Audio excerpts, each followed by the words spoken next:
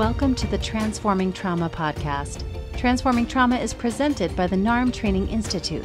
I'm your host, Emily Ruth, and I'm so glad you've joined us today. Hi, Transforming Trauma listeners. Do you want to join the international NARM community in support of trauma-informed care? If so, please consider joining us in 2023 to become trained in the neuroaffective relational model. The Level 1 online NARM Basics training is designed for helping professionals in a variety of fields, such as mental health professionals, substance abuse counselors, educators, doctors, nurses, other healthcare providers, coaches, and more. If you are a licensed mental health practitioner, you can join the Level 2 NARM Therapist training. This Level 2 training is a clinical training designed for licensed mental health professionals, current mental health graduate students, and active clinical interns and trainees, where you will get trained in a comprehensive developmental framework and clinical approach for resolving the long-term impacts of ACEs and CPTSD. For more information on these trainings and to apply, please visit narmtraining.com/schedule. We hope you will join us in 2023 for learning how to transform trauma. Hi, Transforming Trauma listeners. For today's episode, we're delighted to share with you a glimpse into the NARM Inner Circle. The Inner Circle is an online learning program for those interested in joining an international community of helping professionals who are passionate about healing complex trauma.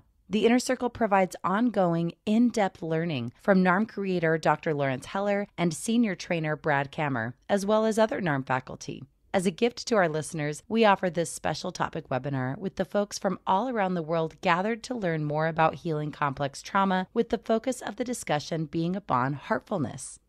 In this webinar, Larry and Brad explore how NARM distinguishes mindfulness and heartfulness, how developmental trauma changes a child's relationship to their heart, as well as the role of child consciousness when an adult closes their heart. Dr. Heller also speaks to the armoring that happens to those that learn to close their hearts as children. We hope you enjoy this special episode of Transforming Trauma on Heartfulness. So welcome everyone for our August Inner Circle topic webinar. This is another nice topic to be exploring. Even though we're in the field of trauma here, we're going to be focusing on heartfulness. Actually, I'd like to say, because we're in the field of trauma, we're focusing on the theme of heartfulness. Because particularly when we're talking about developmental trauma in general, we're talking about heartbreak of all different kinds and how people disconnect from their hearts in order to manage particularly relational and developmental trauma. So Brad and I both see it as really a fundamental theme here in the work that we do. Yeah. And we'll be getting into that more together. So what we like to do is we like to start with an exercise. We invite you to join us if you'd like to, and I'll read it to you, and then we'll give you a little time to reflect, which is we invite you to reflect on a time when you felt it was necessary to shut down your heart with someone or in a specific situation. So an experience either with a person or in a situation where you felt that it was necessary to shut down your heart. We'll just give you a little time to reflect on that and noticing your internal experience as you reflect. All right, I don't know if there's anything you wanted to add here. Just to mention that Brad and my orientation in these exercises is always to give you some kind of felt experience. Often we start with the challenging part and end with a more kind of resource, as we might talk about it in our resource exercise. But if you were able to bring up an image of doing that, shutting down your heart, then undoubtedly you could feel how painful it is. The heart, it's the center of who we are. And to shut our heart down for whatever reason, it is really a painful dynamic. And that's part of what Brad and I are going to address together here today. So one of the things that we are really trying to bring to this field of trauma and psychology right now is to deepen this understanding of mindfulness. And so, Larry, I thought it'd be good for us to start off by differentiating how we're talking about heartfulness compared to what so many models have been integrating in terms of mindfulness. Yeah, well, of course, mindfulness is a very important dynamic. It's not an either or, process. And Brad and I made a very conscious decision that we wanted to add this heartfulness piece to the process because mindfulness is just as it describes, it's more in the mind, and it's useful to be able to mindfully be aware of our thoughts and feelings. And we use it to support the disidentification process, particularly what we talk about as somatic mindfulness. But this piece of coming back to your heart is, I'm sure I'm speaking for both of us, is so central to the healing process of coming back from kind of early childhood wounding that, we've all experienced in different degrees. So it's an important distinction, an important kind of, I think, addition to all the important elements that mindfulness actually brings too. I think it'd be interesting to talk a little bit about, like, in religion and spiritual traditions, heartfulness. Maybe they don't use that term exactly, but it's so at the core of so many religious and spiritual teachings. And yet in Western psychology, it's been not only not at the heart of it, but often completely disconnected from psychological teaching. So can you speak to that? Because I feel like that's important for us, because there is a resistance to actually bringing the heart into a psychology. Yeah, unless you're talking about the heart as a physical organ and, part of the polyvagal system or whatever, it does tend to be off limits in our field. I can only speculate on why that might be. It's not scientific enough. And yet we know that not just in spiritual traditions, which are important, there are certainly heart-based spiritual traditions, but just in a general language, we talk about that person has a good heart, or kind-hearted, or it's in so many words that we don't even recognize, hearty, and it's so central. And yet, as Brad's mentioning, it's not brought up in our field. And I think it's a huge loss to the field. The only thing that I can think of, the only person who talked about it specifically years ago was Erich Fromm, and he wrote a number of books, including The Art of Loving. And he brought the heart into the psychoanalytic and psychodynamic process, although he was, of course, then ostracized to some degree for that, because I guess they thought it was not scientific or not something enough. And so I think it's a loss. Mm-hmm.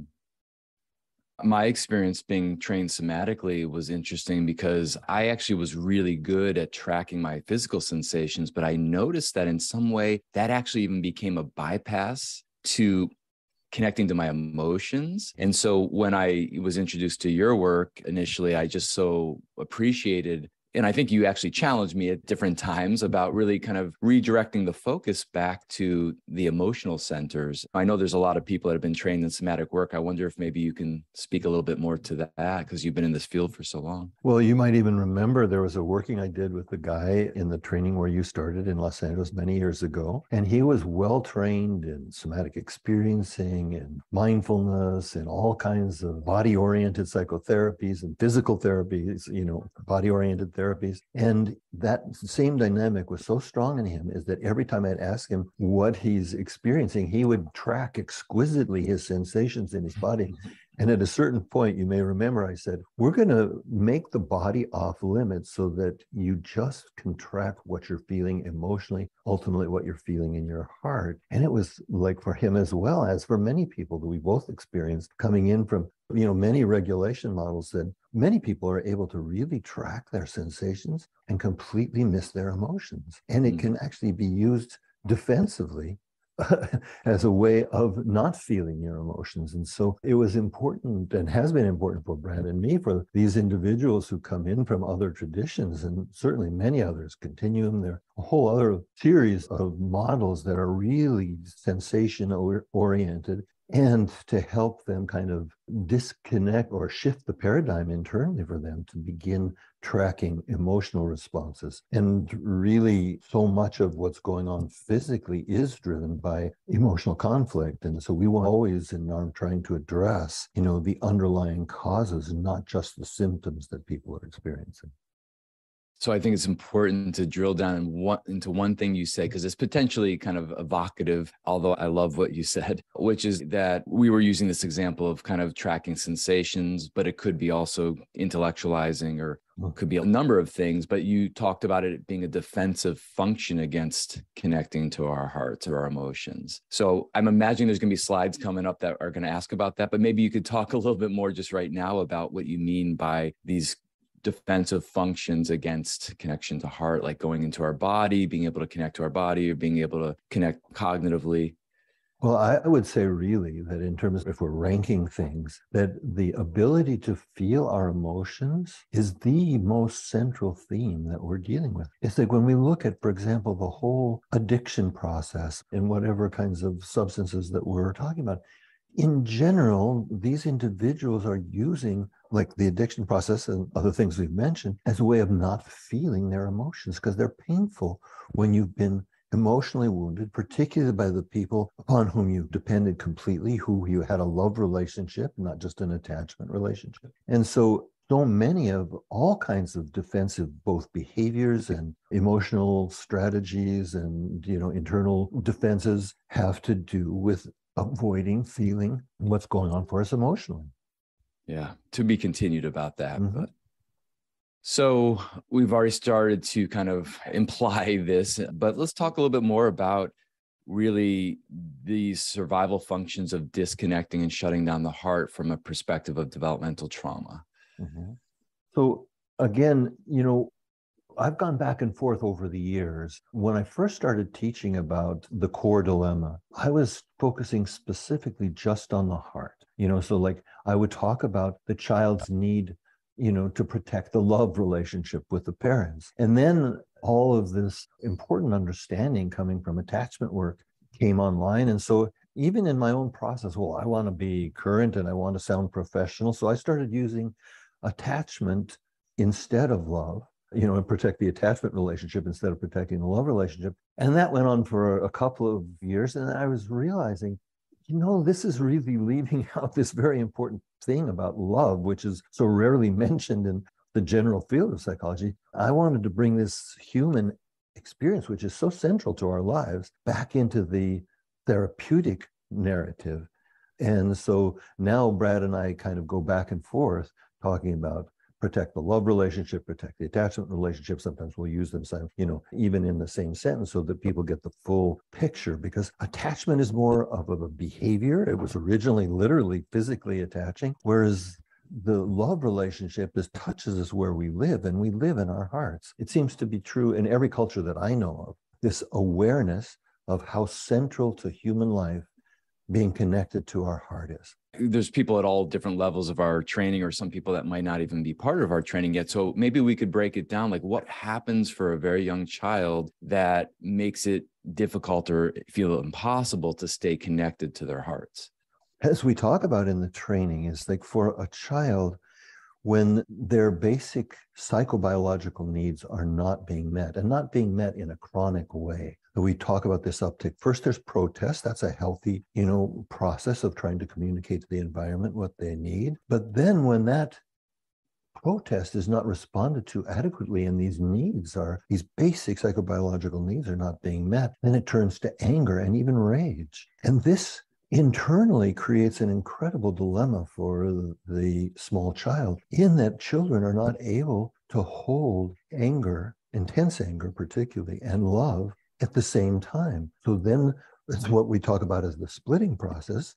This comes from a psychoanalytic understanding where children will literally split the image of the parent into the good parent and the bad parent, and the image of themselves into the good self and the bad self. And really the important point that we talk about over and over again, that for a child then to identify with the bad self is their strategy for protecting the image of the parent as being good, which protects the love relationship and protects the attachment relationship. And it comes at great cost, because then they have to shut down their heart. And again, to put it in simple everyday terms, for a child, it's a much better kind of situation, or they can continue hoping, rather than seeing the parents as not having the capacity to love, to see themselves in one variation or another as being unlovable, as being defective. That's what I meant by identifying with the bad self. So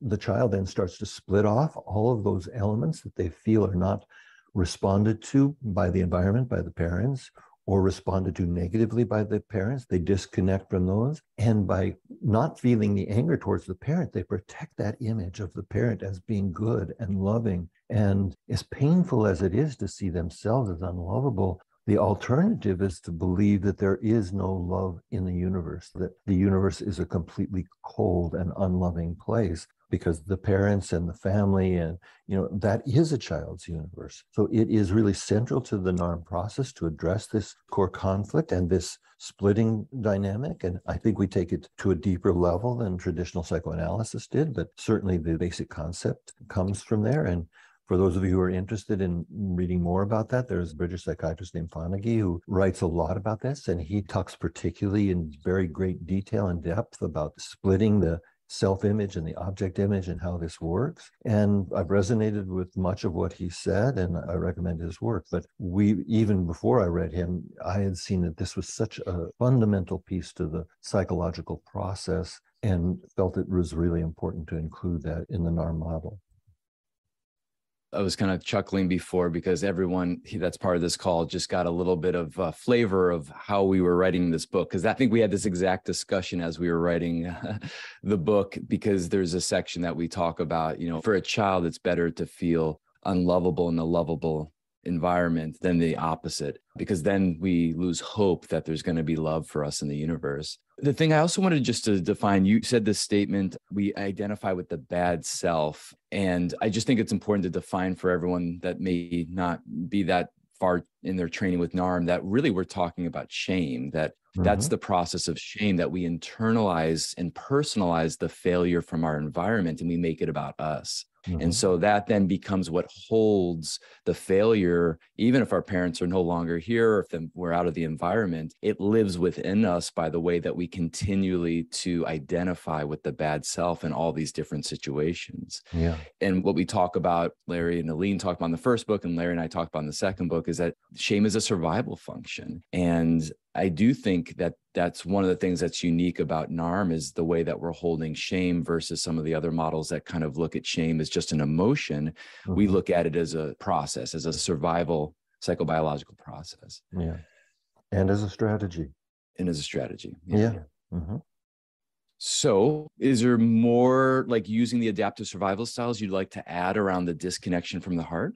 Yeah, I mean, I can go through the 5 survival styles and very briefly kind of give a capsule, orientation to each one. So for example, for those individuals who've experienced extreme trauma of various kinds in the earliest part of life, sometimes prenatal or birth or early trauma or early attachment trauma, even if it's not, like let's say it's early surgeries and it's not because of parents who are unwelcoming, and some parents are unwelcoming, but even when it's not, it's this profound feeling of unwelcomeness is most strongly experienced in the heart center. And the child then really has to, at this point, it's a newborn or an infant, has to shut down their heart in order to survive.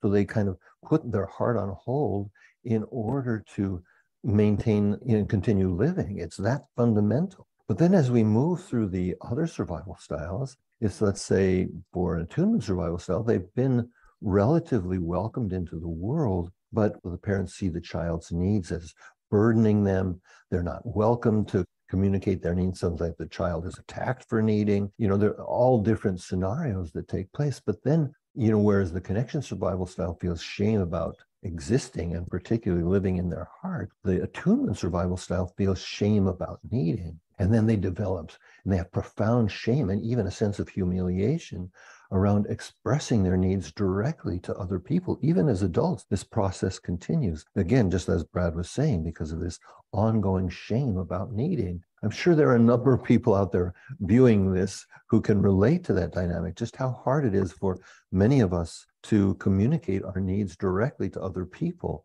And so then we have the trust survival style. And there's the dynamic here is simply that the feeling that you can't depend on, you can't trust the significant others in your life, usually the primary caregivers or the parents. And there's also the experience of having been used often. I mean, used as a pawn by the parents in one way or another, or used narcissistically by one or both of their parents. And this is heartbreaking to a child, to be manipulated and used in this way. And so they shut down their hearts in a very strong way. And at a certain point, their adaptive strategy is, okay, they disconnect from their heart and they'll say, I'll be the one who's in control. I'm going to have the power. And in the therapeutic process, the most important element for working with the trust survival style is to help them get back in touch with their vulnerability, which ultimately means connecting to their heart and their heart emotions. So then the autonomy survival style, they can be welcomed, they can have their needs met, but when they begin to move into the separation individuation process, when they start to develop their own autonomy, again, one or both of the parents is threatened by this or is connected to the child in a way that they're invasive of the child, there are a variety of developmental reasons, but that they don't support the child's developing autonomy and independence. And this autonomy and independence, as Brad and I have talked about in many contexts, is hardwired into the human organism. And when this basic need to establish your own separate self slowly over time, as the child does, when that is blocked by the parents or attacked by the parents, that too is heartbreaking. Then there are various strategies that the autonomy survival style develops to manage that. And then finally, in the fifth survival style, the love sexuality, you can see that love is part of the missing or the compromised core capacity, because in intimate relationships, in particular, they've experienced that it's dangerous to open their heart to another. And so these individuals, as I've said in many different contexts, could be very high functioning, very successful, but in intimate relationships, they often have a great deal of difficulty opening their heart. They may be able to open it, let's say, to orphans. It's not like they're completely disconnected from their hearts, like maybe somebody who's had earlier trauma is, but in intimate relations in particular, they have a hard time being connected to their heart. And without taking too much time and going into too many details, the other element, of course, in the love sexuality survival style is sexuality. The piece that I'm going to focus on is the connection between being able to feel the connection between your heart and your sexuality. We know of a whole lot of people, and all of us maybe to some degree or another, is that often to be really sexual, we shut down our hearts. There are some people we call the romantic subtype who can be more in their hearts, but then can't integrate their sexuality with that. And so again, my basic point here is I trace kind of the relationship of the heart through all these survival styles, is how important and fundamental having the capacity to be connected to our hearts in really in all of life's situations and in all of the 5 survival styles. As you were walking us through those, I felt the intense suffering and pain that we as humans are holding in a world that so many of us, most of us, have been impacted by many of those layers and developmental stages of heartbreak. And I just feel the gratitude for having a community like this and learning like this, that we can learn about how to try to help clients to reconnect to their hearts, and we ourselves can have support in that as well. So thanks for walking us through that. Because, I know that when many of us are learning about the survival styles, we see a lot of these elements in ourselves, and that can, be overwhelming for people that are recognizing things in themselves that are pretty heavy. Yeah, and Brad and I tend not to go global in these. We tend to stay focused on the psychotherapeutic process, but we can look at this lack of heartfulness worldwide in terms of what we do to each other. People who are truly connected to their heart don't murder or kill or destroy the planet. It's like, we all have our issues, but it's such a central theme in, as you mentioned, Brad, in all of human suffering. And that's why this theme is so basic and so important from our perspective. Yeah, I'm glad you went there, Larry, because it was something I was thinking about too, just about how vulnerability, which is part of, living openly connected in our hearts, has become so difficult in this world. Because how can you live open-hearted when you're having all this violence and terror and oppression and pain? I mean, it's hard to expect people to be able to live connected to their heart when they're having to suffer and live with and adapt to all these really difficult conditions. So yeah, well, there is another conversation to have about these more global pieces, but just kind of feeling the weight of all that as you were sharing before. And one other point to bring it a little closer to home, and for those of you who are in relationships, or of course have been in relationship, may not be now, is just how often difficult it is for us to be vulnerable with our partner, or even our life partner or our spouse, that we'll often get in fights rather than share our vulnerability. We'll get angry when we're actually feeling hurt, because that keeps the heart protected. So we have so many strategies that get in the way on a global level, but on an intimate level in personal relationships, and even with our children. And certainly, many of us can trace back and see some of the lack of heartfulness that we experienced in our own upbringing by our parents, that, how these dynamics continue generation after generation. Yeah. Yeah. And then the flip side of it is that we can generally remember the adults in our lives, maybe on one hand, that really touched us from a heart place, a teacher, a coach, a religious person, extended family member. I mean, so we remember those. I always say, like, if you think back to your favorite teacher, let's say it was fourth grade, you had this favorite teacher. I bet you can't remember one thing you learned in that class, but you remember right away the feeling that they gave to you. And, at least in the United States right now, it's pretty tricky for teachers too. So there's a lot of stress, and makes sense why it's hard for them to meet their students from their heart space too. So, well, it's a great point you make. I want to just piggyback on it really quick. Yes. Because, in other contexts, I've done this exercise with people, like, how they got to where they are. And it's always that some part of them followed their heart, like how they got to where they are in terms of their profession, how they became a psychotherapist, why they worked on themselves in the first place. This really great resource that could be an exercise that Brad just talked about. It's like our heart has been guiding us, whether we know it or not. And of course, there are some individuals whose heart has been so broken that they just go in, the path of destruction, both of self and others. But for other people, we have literally been following our hearts, whether or not we've known it. And that's, led us into where we are today in our lives. So we're already talking about this topic here, but anything more we can talk about in terms of child consciousness? This is what we use in NARM to kind of describe when we're in our adaptive survival strategies. And, what can we speak more to the role that child consciousness plays when adults are closing their heart? You've mentioned being in intimate relationships. You mentioned being a parent. How about clinically, maybe, like when, what might be some of the signs we might see, or some of the obstacles with our clients when they're really showing up through this child consciousness and disconnection from heart? We could take a very common example that comes up in people's lives in general, which is having firm boundaries, setting appropriate boundaries, saying no to people. Is when we trace the fear back, first there might be guilt about saying no, but when we trace that a little deeper, we see that underneath that guilt is actually fear. The fear is that if I show you who I really am, if I stand up to you, if I say no to you, you won't love me anymore. And this is child consciousness, because even if that fantasy turned out to be true, it meant they never loved you in the first place, if they only love you when you do what they want. But secondly, the profound fear that's associated with that, at least in most contexts, is related to what we experienced as a child. It has nothing to do with the reality of being adult human beings. Yeah, if we say no and somebody doesn't like it, it's not a fatal, even if worst case scenario, they end the relationship. But for a child, there is only at the beginning, the attachment relationship.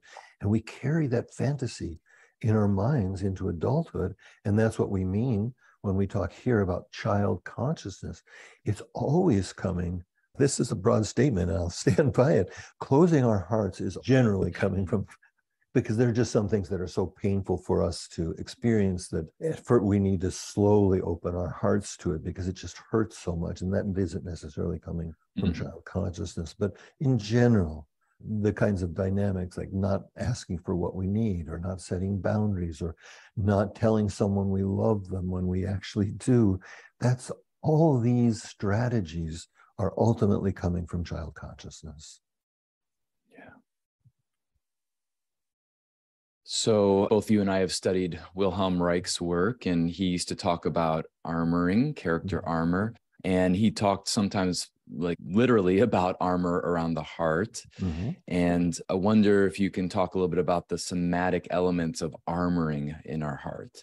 Well, certainly we can see it on different levels. So we can see that for some individuals, their chests are literally like metal. It's so rigid and tight and hard.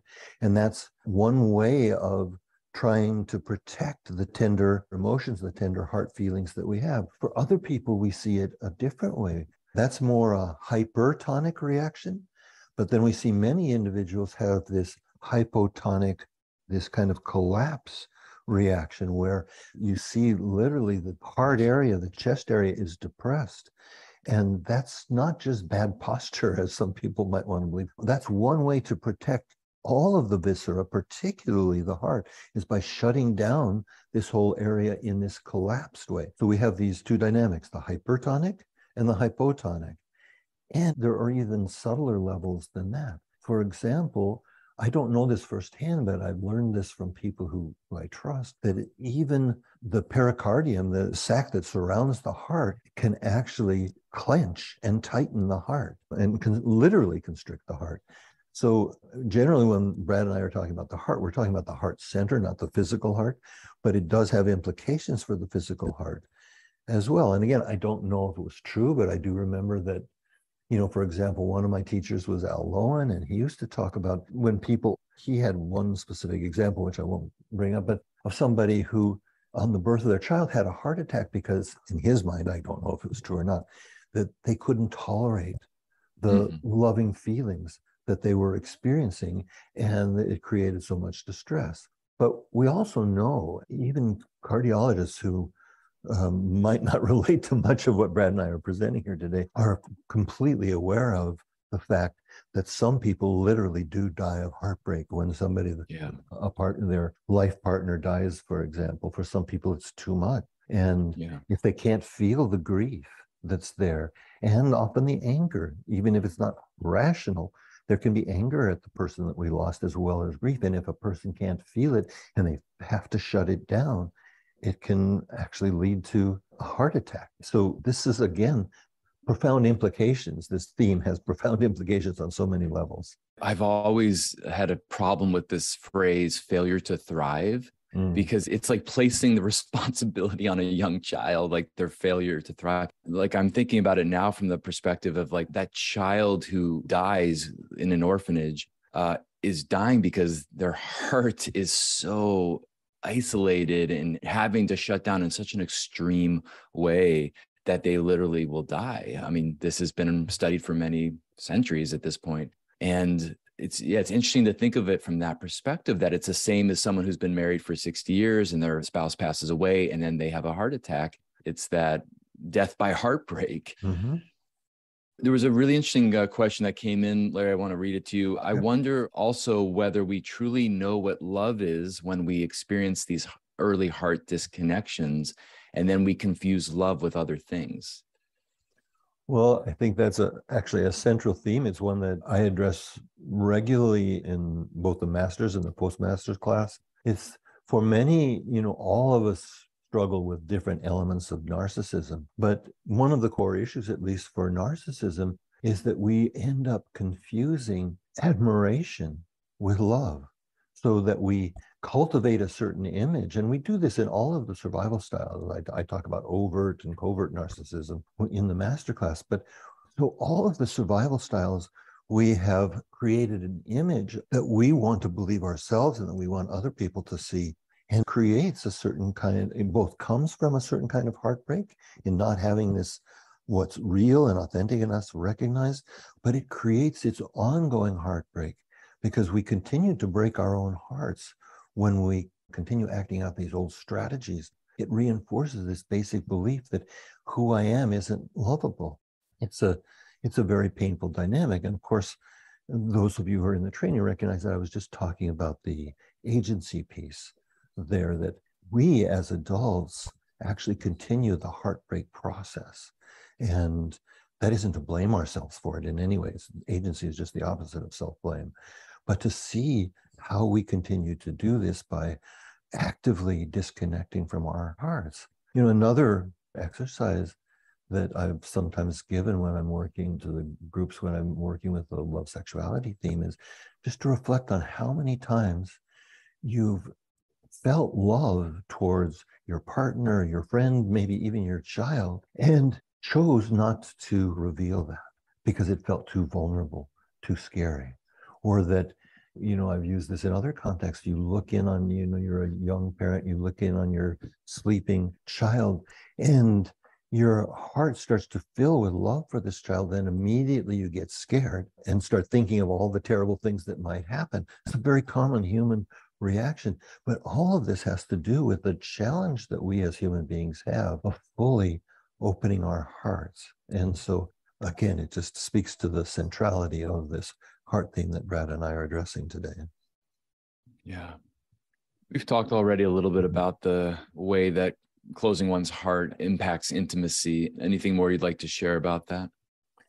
Well, again, often when we're, quote unquote defensive, I say quote unquote because we don't use that term very often in the NARM work, but when we're defensive in an intimate relationship, it's often because we're feeling hurt, vulnerable, wounded. And when we don't have ways to address that, when we have to shut it down and make our client, make our partner wrong, rather than feeling our own vulnerability, these are a couple of different ways that this dynamic impacts our capacity for intimate relationship.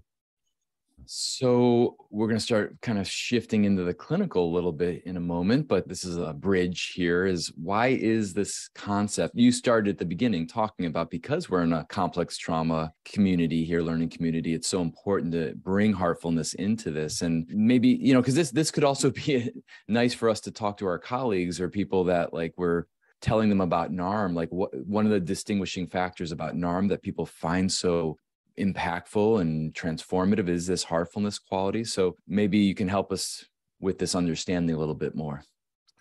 Well, because again, the core element, and the word core actually comes from the French word for heart.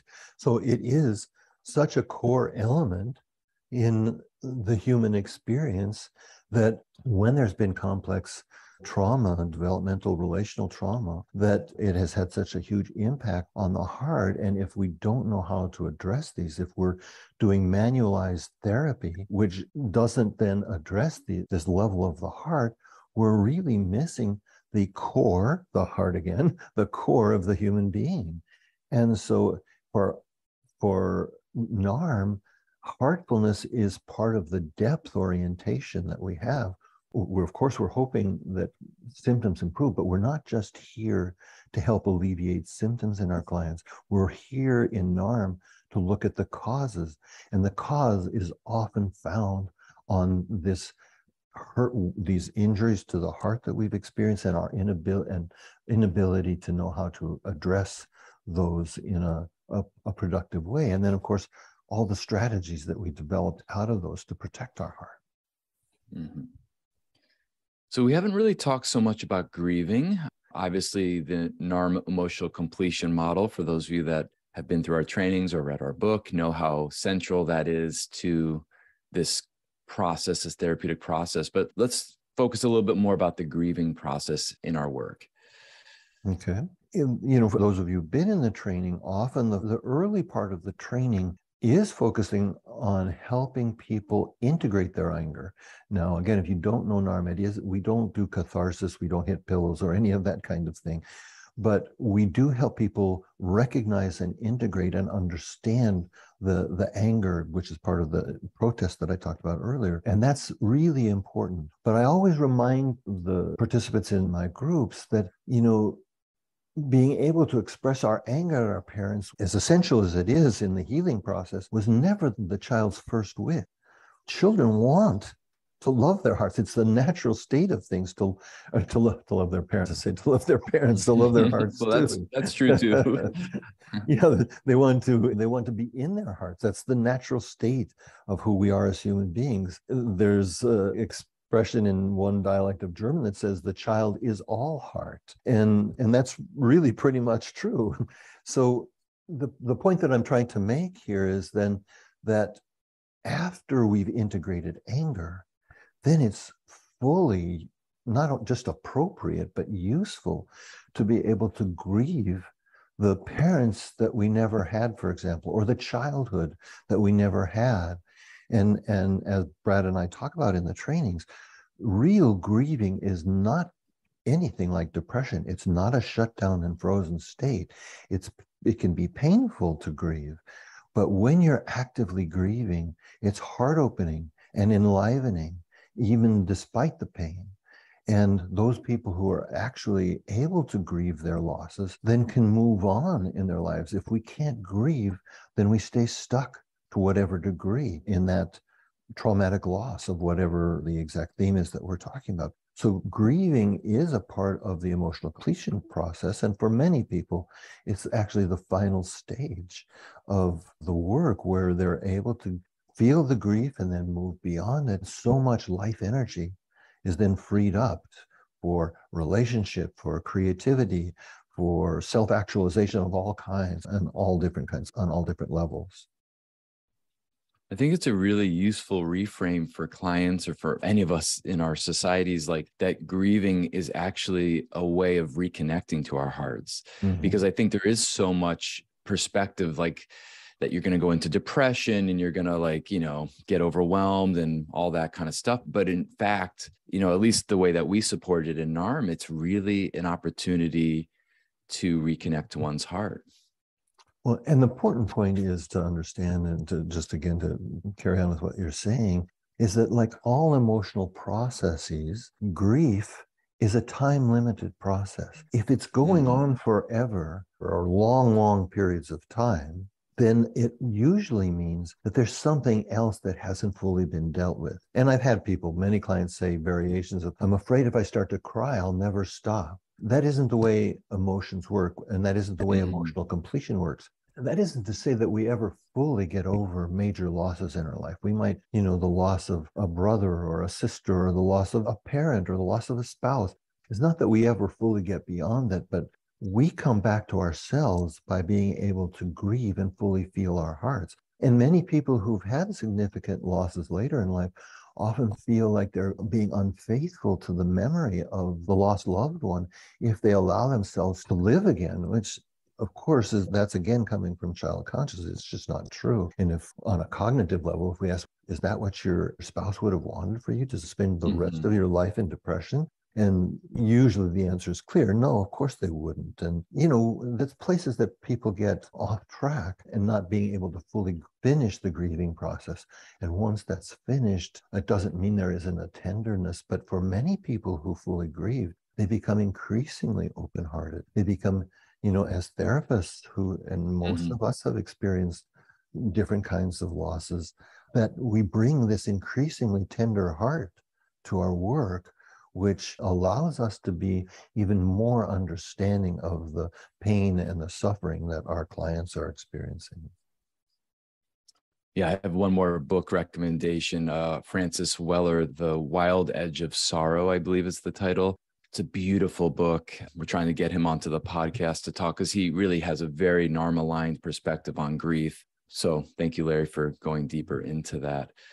Let's make sure we get to this question. What role does heartfulness play in the R in NARM, in the relational connection and intersubjective process of NARM? Well, the very fact that to the degree that we as therapists are able to stay connected to our heart is the degree to which we're actually able to stay connected, to be there as a potential connection for our clients. Now, they may not be ready, particularly in the earlier phases of therapy, to go to their heart to the level that we are in. But on the other hand, if we're not in our hearts, it's experienced intersubjectively by the client. And if we're afraid of what we might find in our own hearts, the anger, the rage even, and the grieving, then we won't allow those states in, or even recognize those states in our clients. So it's part of what we bring as a full human being, which is important in the NARM work, what we bring as a full human being to the therapeutic process. And it creates a kind of open space then for the client, when they're ready, at their own pace, to move increasingly into their own hearts. And with the knowledge, because they're reading us, whether consciously and unconsciously on all levels, they're picking up on our openness to them. And if, again, when we're doing it out of a manual, how much can we really be in our hearts when that's our focus? Yeah.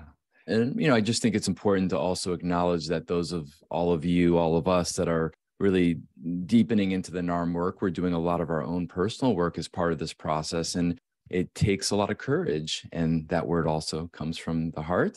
It takes a lot of courage, because to take our clients to places that we've never been is nearly impossible. And so us exploring these very deep heart places just is so important. And I can just speak from my own personal experience. I'm so grateful for this work, Larry, and that you've created and shared with us, and that we're now sharing with all of you, and that you're all sharing with your clients. I mean, we're growing something that is very important in terms of heart connection, that is, from our perspective, the antidote to what's happening in this world. Yeah, another point I'd like to add to that is that those of you, again, who are in the training, is that we talk about states. And really, they're ultimately referring to states of being, but they're also heart states.